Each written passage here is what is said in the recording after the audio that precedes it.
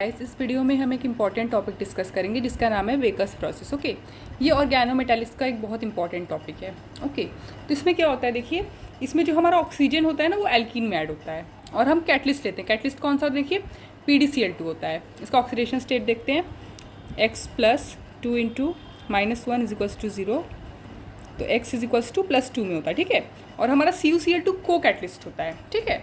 मतलब देखिए क्या होता है, यहाँ पे देखिए हमने ये देखा ना Pd2+ में होता है, तो ये Pd2+ ये एल्कीन से इलेक्ट्रॉन लेता है। ऑब्वियसली ये Pd2+ क्या है, इलेक्ट्रोफाइल की तरह एक्ट करता है। हम यहाँ लिख लेते हैं, इलेक्ट्रोफाइल की तरह एक्ट करता है। तो ये जाके ऑब्वियसली ये क्या है, इलेक्ट्रॉन डेफिशिएंट है, ये एल्कीन से इलेक्ट्रॉन लेगा, तो इसका एल्कीन से इलेक्ट्रॉन लेके ना ये Pd0 पे चला जाता है। तो इस Pd0 को वापस Pd2+ में कन्वर्ट कौन करता है, ये हमारा CuCl2 करता है। इसीलिए हम इसे बोलते हैं को कैटलिस्ट और इसे हम कैटलिस्ट बोलते हैं, ठीक है। चलिए हम थोड़ा सा इसका मैकेनिज्म देख लेते हैं। हमने बताया कि ये Pd2+ जो है हमारे इलेक्ट्रोफाइल है। इसके बाद आपको देखिए बस इसका आंसर लिखना, अगर आप competitive exam point of view से देख रहे हैं तो फिर आपको इसका आंसर लिखना आना चाहिए। तो ऑब्वियसली CHO बन जाता है और यहाँ ऑक्सीजन बीच वाले पे लगता है, ठीक है। और आपको ये ध्यान रखना कि जब आप ये अटैक करवा रहे हैं ना तो लेस सब्सटीट्यूटेड पे अटैक करता है।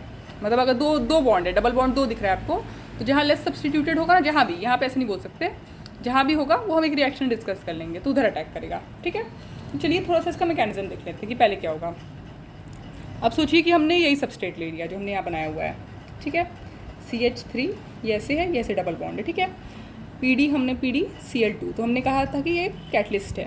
तो अब देखिए क्या होगा, ऑब्वियसली ये Pd+2 है, हम लिख के दिखाएं आप निकाल के ऑक्सीडेशन स्टेट। तो ये क्या करेगा ना, यहाँ जाएगा, यहाँ से निकल जाएगा एक, ठीक है। अब देखिए क्या होगा, इस तरह का आपने पहले भी देखा है BF3 वगैरह, मतलब ऐसा होता है। और अब क्या होगा, देखिए ये एक 3 मेंबर का रिंग बनाएगा। ओके, हम बना लेते हैं 3 मेंबर रिंग जल्दी से।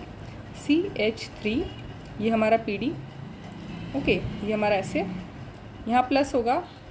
ओके, देखिए इसने 2 इलेक्ट्रॉन दिया था, इसने देखिए अपना 2 इलेक्ट्रॉन दे दिया था इसको, पर क्या वो ये निकल भी तो गया अपना इलेक्ट्रॉन लेके, ये दिया तो वो जो 2+ था तो वो न्यूट्रलाइज हो गया, लेकिन ये निकल गया, ये PD+ हो गया।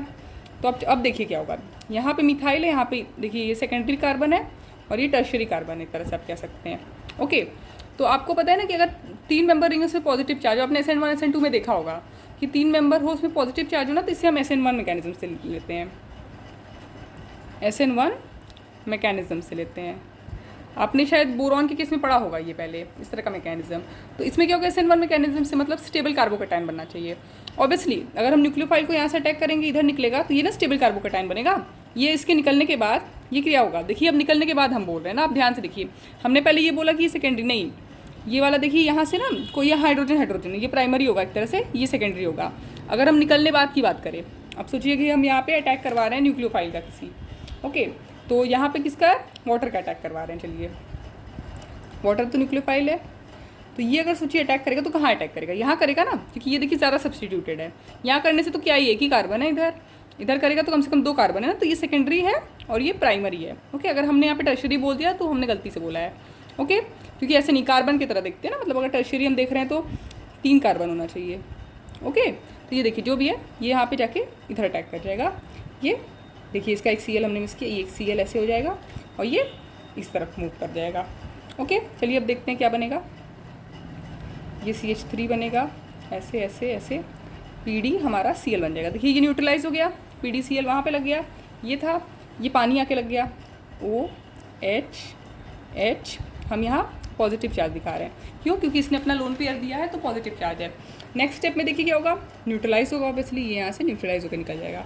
अब हम देख सकते हैं कि हम क्या बनाएंगे इसके बाद, इसके न्यूट्रलाइजेशन के बाद यहाँ बनेगा CH3,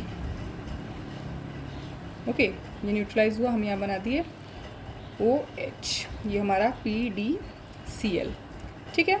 अब देखिए एक बात है कि हम ये ऑर्गेनोमेटालिक्स का रिएक्शन पढ़ रहे हैं ना, तो यहाँ पे देखिए मिथाइलिन इंजर्शन होता है, ऑक्सीडेटिव एडिशन, रिडक्टिव एलिमिनेशन, आपने ये सब पढ़ा होगा।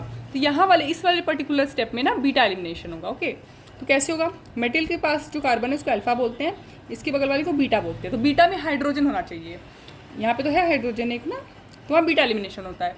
ड्राइविंग फोर्स क्या होता है कि हम मानते हैं कि ये वाला बॉन्ड ज़्यादा अच्छा होता है, मतलब अगर हम मेटल हाइड्रोजन का बॉन्ड बनाए तो वो बहुत स्टेबल बनता है, ठीक है। ये सोच के हम इसको यहाँ पे रिएक्शन करवा देते हैं। तो इसमें क्या होता है, देखिए ये यहाँ मूव कर जाएगा, ये इसके पास चला जाता है, हाइड्रोजन। ठीक है, तो अब चलिए देख लेते हैं कि आगे क्या बनेगा।